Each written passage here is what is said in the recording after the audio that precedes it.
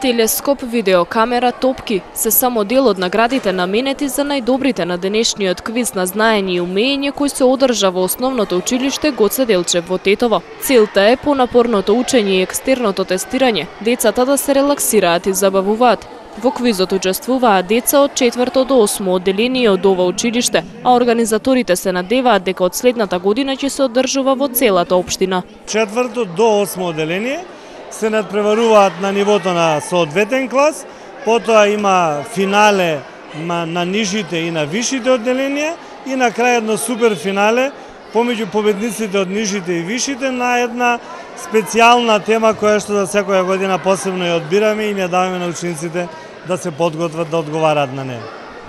За среќа со помош на спонзорите, на родителите, на Советот на родители,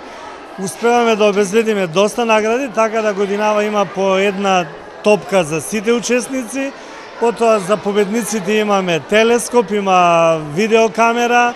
има рекети за тенис, рекети за пинг-понг и нормално на крај ќе ги почестиме во едно од нашиве млечни ресторани, ќе ги почестиме победниците да се одморат нели од учеството во квизот.